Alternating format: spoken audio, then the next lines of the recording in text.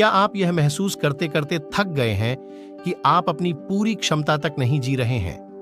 क्या आप आत्म अनुशासन के साथ संघर्ष करते हैं, या जब चीजें कठिन हो जाती हैं तो आगे बढ़ना मुश्किल हो जाता है? यदि आप अपनी मानसिकता को बदलना चाहते हैं और अपनी वास्तविक क्षमताओं को उजागर करना चाहते हैं, तो यह वीडियो आपके लिए है। यह डेविड गोगिंस द्वारा पुस्तक कैन नॉट हर्ट मी का एक एनिमेटेड पुस्तक सारांश है। इस वीडियो में आपको गोगिन के जीवन को बदलने वाले सिद्धांतों से परिचित कराया जाएगा, 40% नियम से, जो आपको अपनी मानसिक सीमाओं को उत्तरदायित्व दर्पण तक पार करने की चुनौती देता है। ईमानदार आत्म प्रतिबिंब और विकास के लिए एक उपकरण है। हम लचीलेपन के लिए कुकी जार विधि का भी विश्लेषण करेंगे और सीखेंगे कि असुविधा को गले लगाने से व्यक्तिगत सफलता कैसे मिल सकती है। इसलिए अपनी मानसिकता को बदलने के लिए तैयार हो। सैकड़ों एनिमेटेड पुस्तक सारांश और इस वीडियो को पसंद करना ना भूलें और हमारे चैनल को सब्सक्राइब करें, ताकि जब हम मुफ्त वीडियो अपलोड करें तो आपको सूचना मिल जाए। विचार: एक 40% नियम कल्पना करें कि आप दौड़ रहे हैं और आप थका हुआ महसूस करने लगते हैं। आपकी मांसपेशियों में दर्द हो रहा है और आपकी सांस उस बिंदु पर भारी है। आपको लग सकता है कि आपने इसे अपना सब कुछ दिया है, लेकिन वास्तव में आप अपनी वास्तविक क्षमता का केवल 40% ही उपयोग कर रहे हैं। यह 40% नियम का दिल है। यह नियम कहता है कि जब आपका दिमाग आपको बताने लगता है कि आप पूरी तरह से थक चुके हैं और आप आगे नहीं जा सकते हैं, तो आप वास्तव में अपनी वास्तविक सीमाओं से बहुत दूर हैं। आपके पास बहुत कुछ है, लगभग 60% अधिक सटीक रूप से। यह केवल शारीरिक शक्ति या सहन शक्ति के बारे में नहीं है, यह मानसिक शक्ति के बारे में भी है। मन एक मुश्किल चीज है। यह एक सुरक्षात्मक दोस्त की तरह है जो नहीं चाहता कि आपको चोट लगे, इसलिए यह आपको मुश्किल होने पर रुकने के लिए कहता है। लेकिन उन अंतिम कुछ कठिन दोहरावों के माध्यम से यह वे क्षण होते हैं जब आपको लगता है कि आप आगे नहीं बढ़ सकते, लेकिन आप ऐसा करते हैं, तभी आप वास्तविक लाभ प्राप्त करते हैं। अब 40% की बाधा को पार करना पार्क में टहलने जैसा नहीं है। यह कठिन माना जाता है। इसके लिए न केवल बहुत अधिक शारीरिक धैर्य की आवश्यकता होती है, बल्कि एक मजबूत दिमाग की भी आवश्यकता होती है, क्योंकि आप मूल रूप से अपने ही मस्तिष्क से बहस कर रहे होते हैं। आप उसे बता रहे होते हैं कि मुझे पता है कि आप रुकना चाहते हैं, लेकिन हमें और अधिक करना है, इसलिए आप उस बिंदु से आगे कैसे बढ़ेंगे। आप हर बार थोड़ा और जोर लगाते हैं। यदि आप दौड़ रहे हैं और आपको ऐसा लगने लगता है कि आप दीवार से टकरा रहे हैं, तो आप एक अतिरिक्त मिनट दौड़ते हैं। अगली बार शायद आप 2 अतिरिक्त मिनट दौड़ें। यह एक रबर बैंड को खींचने जैसा है। जितना अधिक आप इसे खींचते हैं, उतना ही यह संभाल सकता है। यह असहज होने की आदत डालने के बारे में है। जितना अधिक आप इसे करते हैं, उतना ही आप मजबूत होते हैं। और विचार 2, जवाबदेही दर्पण। जवाबदेही दर्पण एक सीधा किंतु शक्तिशाली उपकरण है। यह एक दर्पण से शुरू होता है, एक साधारण दर्पण जो आपको अपने बाथरूम में मिल सकता है, लेकिन इसके सामने केवल अपने बालों की जांच करने या अपने दांतों को ब्रश करने के बजाय आप इसका उपयोग किसी और चीज के लिए करते हैं। आप इसका उपयोग स्वयं से बिना रोक-टोक बातचीत करने के लिए करते हैं। जब आप इस दर्पण के सामने खड़े होते हैं, तो आप कठोर सत्य से बचते नहीं हैं। आप अपने आप को देखते हैं और अपने लक्ष्यों और उनकी ओर अपनी प्रगति के बारे में आपको घूर रहे व्यक्ति से बात करते हैं। यदि ऐसा कुछ है जो आप नहीं कर रहे हैं, या यदि आप इसमें ढिलाई बरत रहे हैं, तो दर्पण वह जगह है जहां आप इसे स्वीकार करते हैं। यह वह जगह है जहां आप स्वयं को छूट नहीं देते हैं। आप अपने लक्ष्यों को अपने चेहरे पर रखने के लिए एक मार्कर के साथ दर्पण पर लिख भी सकते हैं। हर दिन जब आप उन्हें देखते हैं, और हर दिन आपको यह सच बताना होता है कि आपने जो कड़ी मेहनत की है, क्या आपने कोई नया मील का पत्थर हासिल किया है, किसी डर पर काबू पाया है, किसी चुनौती के लिए खड़े हुए हैं। यह वह जगह है जहां आप इसे स्वीकार करते हैं। आप अपने आप पर एक दोस्त की तरह विश्वास बना रहे हैं जो हमेशा आपको सच बताता है, अच्छा या बुरा। यहां कुंजी ईमानदारी है। अपने आप को कहानियां हो बताना या बहाने बनाना आसान है, लेकिन दर्पण झूठ नहीं बोलता। यह आपके कार्यों के परिणामों को दर्शाता है, और यह समय के साथ दैनिक जांच के लिए है। यह अभ्यास आपको अपने आप को देखने के तरीके को बदलने में मदद कर सकता है और आपको उन कदमों पर केंद्रित रख सकता है जो आपको वह व्यक्ति बनने के लिए उठाने की आवश्यकता है जो आप बनना चाहते हैं। यह आत्म प्रतिबिंब को एक सक्रिय गतिविधि में बदल देता है और इसके माध्यम से आप एक बेहतर व्यक्ति का निर्माण करने का लक्ष्य रखते हैं। यदि आपको अब तक का वीडियो पसंद आया है तो इसे लाइक करें और हमारे चैनल को सब्सक्राइब करें ताकि जब हम और अधिक एनिमेटेड पुस्तक सारांश अपलोड करें तो आपको सूचना मिल जाए। इसके अलावा एक टिप्पणी भी छोड़ दें। यदि आप इस पुस्तक के विचारों से सहमत हैं, सफलता की गारंटी के लिए प्रयोग के साथ दृढ़ता का मिश्रण करें। सफलता की गारंटी केवल एक ही तरीके से बने रहने से नहीं दी जा सकती है। हालांकि सफलता लगभग हमेशा विशेष होती है जब दृढ़ता को प्रयोग के साथ जोड़ दिया जाता है। ऊंचे लक्ष्यों वाले कई व्यक्ति अक्सर सराहनीय दृढ़ता और महत्वाकांक्षा का प्रदर्शन करते हैं, लेकिन सफल नहीं हो पाते हैं क्योंकि वे नए तरीकों को आजमाने से इनकार कर देते हैं। अपने उद्देश्य के प्रति प्रतिबद्ध रहना और उनसे विचलित न होना महत्वपूर्ण है, लेकिन साथ ही यह भी आवश्यक है कि यदि यह कोई सकारात्मक परिणाम नहीं दे रहा है तो उसी दृष्टिकोण को न दोहराएं। प्रयोग। वह इतिहास के सबसे सफल अन्वेषकों में से एक हैं जिन्होंने अन्य चीजों के अलावा प्रकाश बल्ब का आविष्कार किया था। हालांकि उन्हें प्रकाश बल्ब को सफलतापूर्वक काम करने में सक्षम बनाने से पहले 10,000 से अधिक बार असफल होने के लिए भी जाना जाता है।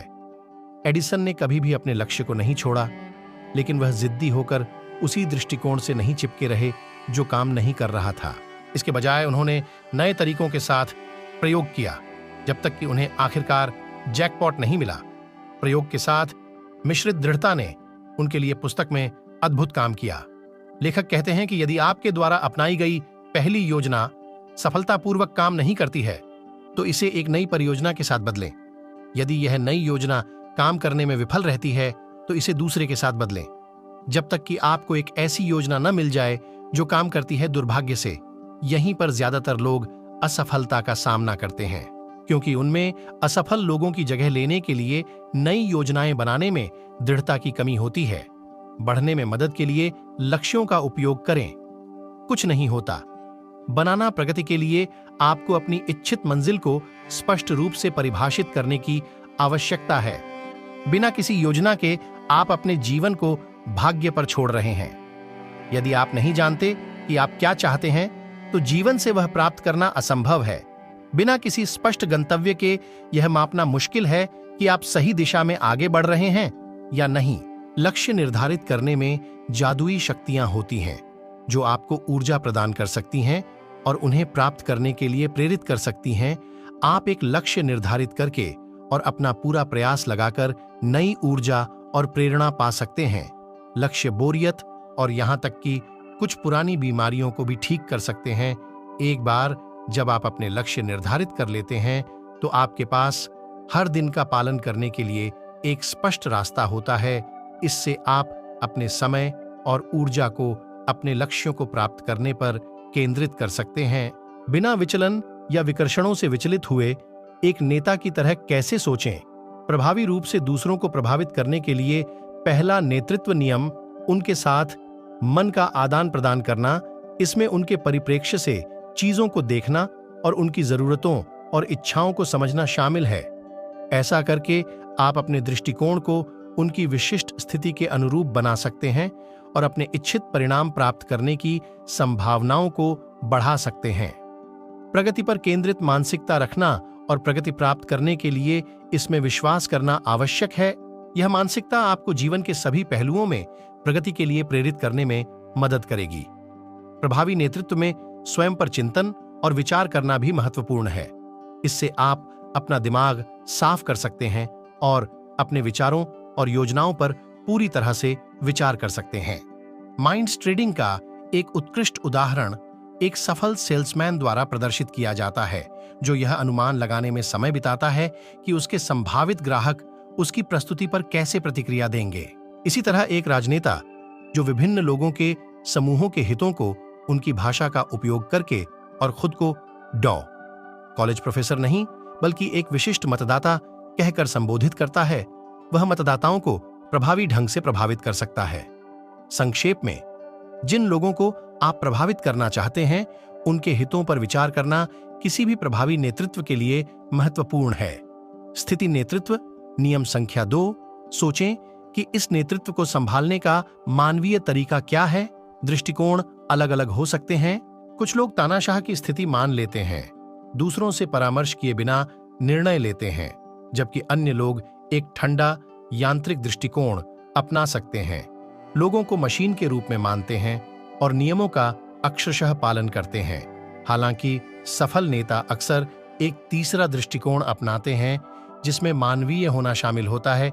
एक बेहतर नेता बनने के लिए लोगों से जुड़े जटिल मामलों को मानवीय स्पर्श के साथ निपटाना आवश्यक है। इसमें व्यक्तियों से निजी तौर पर बात करना, उनकी खूबियों की प्रशंसा करना और उन्हें बेहतर बनाने के लिए मार्गदर्शन देना शामिल है। सभी के साथ सम्मान से पेश आना और व्यंग्य या संदेह से बचना इस दृष्टिकोण में महत्वपूर्ण है। एक प्रगतिशील, आक्रामक दृष्टिकोण विकसित करने के लिए किसी को अपने अधीनस्थों की इच्छानुसार सोचने, बात करने, कार्य करने और जीने के द्वारा अपने हर काम में सुधार और उच्च मानकों के बारे में सोचने पर ध्यान केंद्रित करना चाहिए, ताकि नेता उन्हें सकारात्मक रूप से प्रभावित कर सकें और उच्च स्तरीय प्रदर्शन कर सकें। महत्वपूर्ण बात यह है कि एक मास्टर कॉपी बने। संक्षेप में दोहराते हुए, नेतृत्व के लिए एक मानवीय दृष्टिकोण अपनाना और प्रगति और सुधार के बारे में सकारात्मक सोचना नेताओं को सफल होने और अपनी टीमों पर सकारात्मक प्रभाव डालने में मदद कर सकता है। खुद से विचार विमर्श करने और किसी और के हलचल करने से पहले अपनी सर्वोच्च विचार शक्ति का उपयोग करने के लिए समय निकालें। आपके लिए सुबह का समय सबसे अच्छा होगा या देर शाम का समय बेहतर है। महत्वपूर्ण बात यह है कि ऐसा समय चुनें जब आपका दिमाग तरोताजा हो और जब आप विकर्षणों से मुक्त हों। आप इस समय का उपयोग 2 प्रकार की सोच करने के लिए कर सकते हैं, निर्देशित और अनिर्देशित। अनिर्देशित सोच करने के लिए अपने दिमाग को वह चुनने दें जिसके बारे में वह सोचना चाहता है। ऐसे क्षणों में आपका अवचेतन मन आपके मेमोरी बैंक का उपयोग करता है, जो आपके चेतन मन को पोषण देता है। अनिर्देशित सोच रचनात्मक होती है। आत्म मूल्यांकन, यह आपको आवश्यक मामलों को समझने में मदद करता है, जैसे कि मैं कैसे बेहतर कर सकता हूं, मेरा अगला कदम क्या होना चाहिए। याद रखें कि नेता का मुख्य काम सोचना है और नेतृत्व के लिए सबसे अच्छी तैयारी सोचना है। निष्कर्ष, पुस्तक बड़ी सोच का जादू व्यक्ति की मानसिकता को सुधारने पर केंद्रित है। बड़ी चीजों को हासिल करने के लिए बड़ा सोचना महत्वपूर्ण है। सकारात्मक विश्वास और विचार सफलता के लिए आवश्यक हैं। वे आपको अपने लक्ष्यों को पूरा करने के लिए ऊर्जा, शक्ति और कौशल देते हैं।